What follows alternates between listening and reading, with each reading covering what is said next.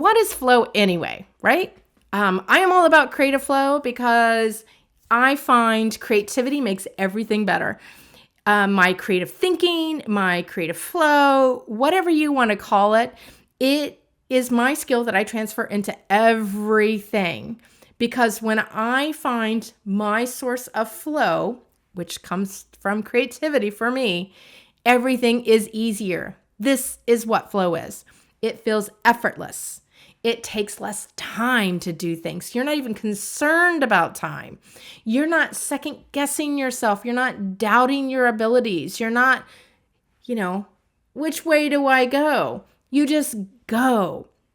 And because you're not spending time in self-doubt and questioning yourself, you take less time to do it. It feels easier. You feel more confident in it. You have more trust within yourself.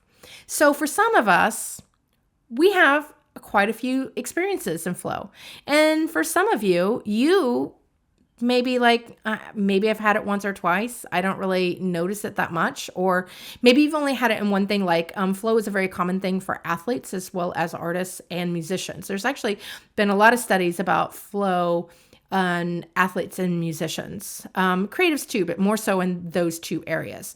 And what they have described as, what I'm telling you here, is that it's effortless. You just don't have, it's this illusion of I'm not thinking, I'm just doing and moving through, and somehow my body knows exactly what to do. I know exactly how to get to what my next step is, meaning you're not questioning yourself.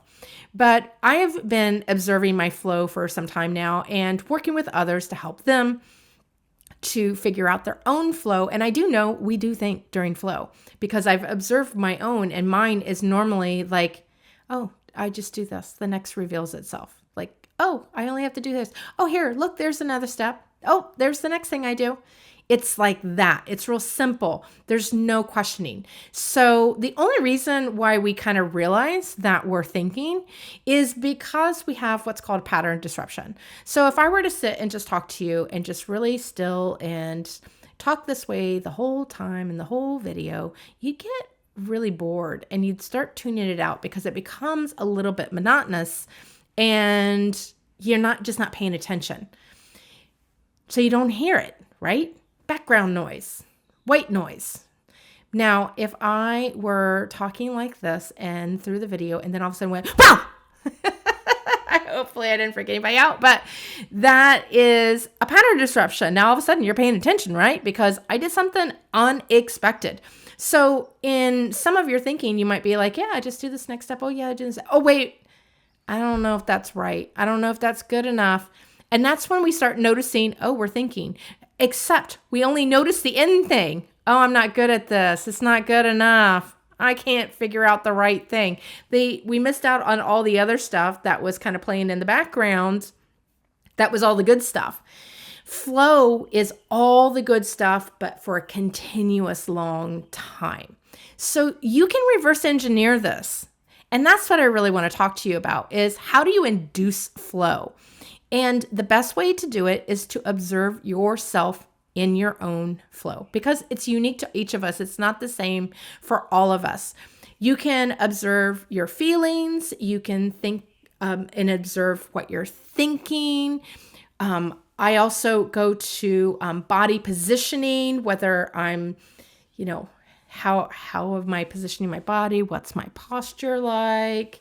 Or movement. So one of the things I notice, I do a lot of movement when I'm in flow. And when I'm not in flow, I'm pretty rigid.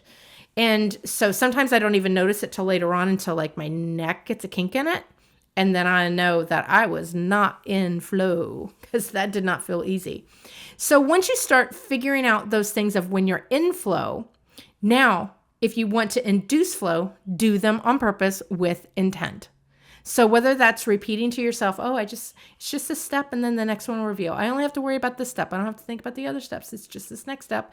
I can do that, or I can feel whatever sensations I feel in my body. And whatever movements, I can do them on purpose so that I can get into that flow state a lot faster and I'm more apt to. It does take practice. So it's not an overnight thing. It takes practice, just like any other new habit that you start to build or a new behavior that you want to add to your life. So practice it with intention and you'll get there. And the more you do it, the quicker you're going to get there.